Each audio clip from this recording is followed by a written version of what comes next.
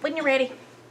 Mental illness is a dark experience for those who suffer from one, and unfortunately there is yet to be a concrete cure for any of them. However, there are current treatments in the process Hi, I'm Lila, and I'll be discussing my research question: how has the advancement of technology affected mental illness? Mental illness is a condition characterized by abnormal thoughts, feelings, or behaviors, as defined by the OpenStack psychology textbook. It's a struggle for those affected, as well as those that have to watch after them.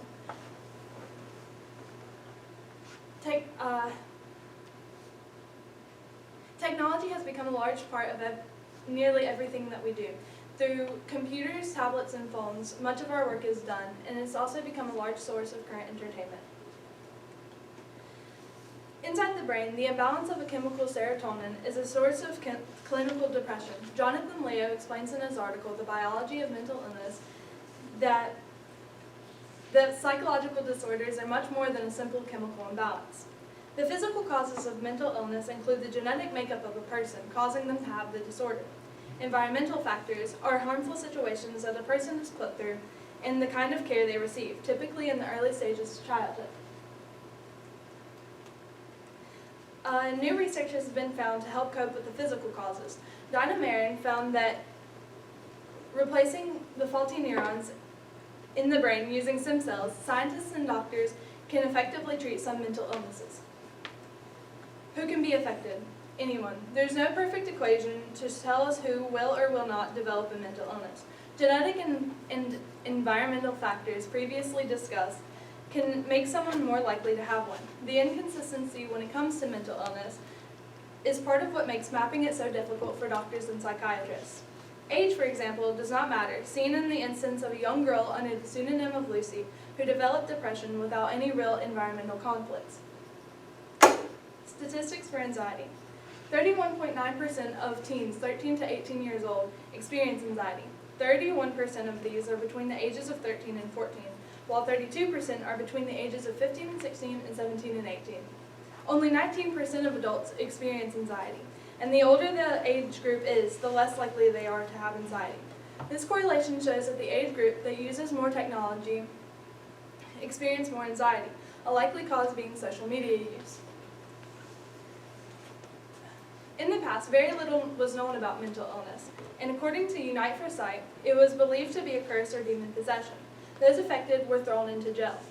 This made people look at mental illness negatively. Over the years, mental institutions were founded to take care of them. The shift of technological advancement to social media has served a part in diminishing these stigmas. Edward Kessler's article, Social Media and the Movement of Ideas, describes the way that through social media information and ideas can be shared and spread quickly.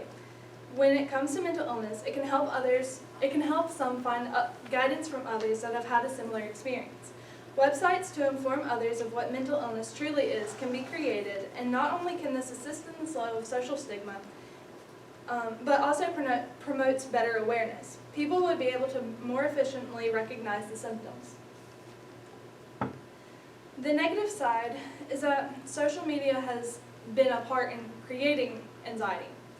Social Media is no longer a safe place by John Biggs discusses the way that people have become obsessed with social media platforms and their stars. Some of us get caught up in the media and develop anxiety about all of the things going on, whether it's true or false. The idolization of seemingly perfect social media stars leads to self-consciousness, a way this anxiety manifests itself. In an article by Carolyn Garth, the way that the mentally ill have been treated unfairly in the media are highlighted. A significant example being when the Columbine shooter was known to deal with mental illness. This gave a negative connotation to the words mental illness once again. As previously stated, the media allows for word to get around quickly, resulting in false information or incomplete truths being passed around as true. Video games. Another technology that can help with mental illness. Jane McGonigal describes the many uses of video games in our TED Talk, one in particular being the confidence one feels when achieving an epic win. Self-confidence is an important part in helping those with anxiety and depression cope. Virtual reality is a form of gaming that allows the gamer to feel as though they are in the game. Psychiatrists are able to use this as immersion therapy as treatment for anxiety by putting them in a situation they are uncomfortable with, and PTSD by reenacting war scenes to show them that now it's okay, it's in the past. There's no way to end mental illness. A reduction in the use of social media could help reduce the feelings of anxiety and depression, but the creation of more understanding society will be possible through organizations like the National Institute of Mental Health. Misunderstandings and a lack of understanding in general of mental illness is still very prevalent and will be for a while until the proper technology can be created to help us fully understand it. To reach the goal of better treatment of mental illness, technological advancements as well as societal ones will be necessary. Thank you.